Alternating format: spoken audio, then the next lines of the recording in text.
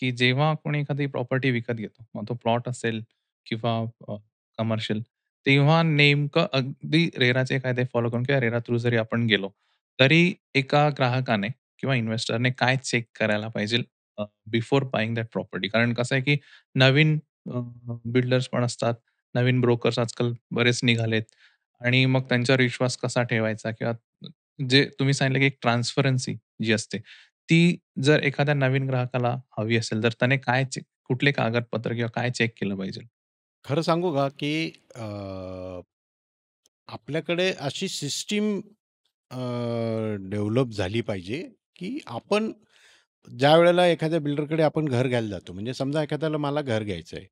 तर आता असं होत नाही, की मी एकाच बिल्डरकडे गेलो आणि बुक केलं. आपण काय करतो, आपण सगळ्या ठिकाणी एक 5-6 ठिकाणी तरी आपण फ्लॅट बघतो किंवा प्रॉपर्टी बघतो. शॉप असेल तर शॉप बघतो. कमर्शियल प्रॉपर्टी असेल तर कमर्शियल प्रॉपर्टी बघतो आणि मग तिथून त्या ग्राहकाचा प्रवास चालू होतो, की आता काय करायला पाहिजे. सगळ्यात पहिल्यांदा त्यांनी न्यूट्रल व्हायला पाहिजे, की बाबा मला आता कोणीतरी मला सांगितलं, की हे ₹60,00,000 आहे. कोणीतरी त्याचा भाव 50 सांगतंय आणि कोणीतरी त्याचा भाव ₹70,00,000 सांगतंय. तर मग मी काय माझ्या पहिल्यांदा डोक्यामध्ये काय विचार होतो, की बाबा जो कमी असेल तिथं मी घेऊ का? तर पहिल्यांदा न्यूट्रल होण्यापूर्वी त्यांनी तो असा विचार करायला पाहिजे, की या जगामध्ये फ्री काही मिळत नाही. आता कदाचित तुम्ही पेपरमध्ये भरपूर जाहिराती पण बघत असाल किंवा जाहिरातीची कला 65वी कला त्यासाठीच आहे.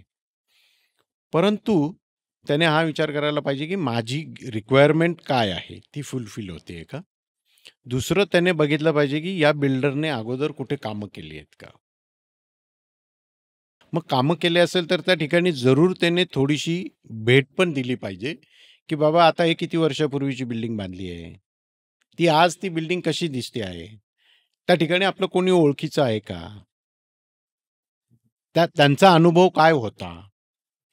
हा जर त्याने थोडंसं लक्षात घेतला, आणखीन चांगलं. आता प्रश्न उरला बिल्डरकडनं मला फ्लॅट घ्यायचा आहे आणि त्या बिल्डरकडे गेल्यानंतर आपण त्याला न लाजता विचारलं पाहिजे पहिली गोष्ट, की "बाबा मला या प्रोजेक्टची फाईल दाखव." आता असं समजून चाला, की मला काहीच कळत नाही. त्याच्याच माणसाला सांगायचं, "बाबा हे कोणते-कोणते कागदपत्र आहेत सांग जरा मला." आणि जनरली आपल्याला एक थोडंसं सामान्य ज्ञान असतं, इतपत कागद आपल्याला माहिती असतात. अन्यथा आपण जर 50-60 लाख रुपये, 40 लाख रुपये, 1 कोटी रुपयाची प्रॉपर्टी घेत असू, तर आपण एक वकील पण लावला पाहिजे, की जो तुमच्यातर्फे ते कागद बघून घेईल. परंतु माझ्याकडच्या येणाऱ्या ग्राहकांना नेहमी असं सांगतो, की एक काम कर. तू आहे ना, तुझं होम लोन पहिले टाक आणि होम लोनला माझी फाईल दाखव. तुला वकील नाही करायचा ना. हे बघ माझी फाईल ज्यावेळेला होम लोनला जाते, ते तुझ्यातर्फे माझे काय कागदपत्र आहेत ते सगळे बघून घेतील. म्हणजे कागदपत्रांची तपासणी झाली, ब्रँड बरोबर झाला, कोणाकडनं आपल्याला फ्लॅट घ्यायचा आहे. शेवटी बघा कुठलाही बिल्डर किंवा कुठलाही व्यावसायिक आता हा आजूबाजूला असं काही होत नाही, की तो काहीतरी एक्झॉबिरंट प्राईस लावत असतो. शेवटी जग हे कॉम्पिटिशनचं आहे. आम्ही सगळे बिल्डर एका समान लेव्हललाच आहोत. अगदी 19-20 पेक्षाही कमी मी तुम्हाला सांगतो फरक असतो.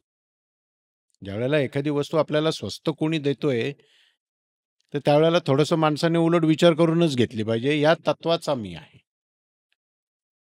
मग कागदपत्र झाले, तुमची रिक्वायरमेंट झाली, कागदपत्र झाले.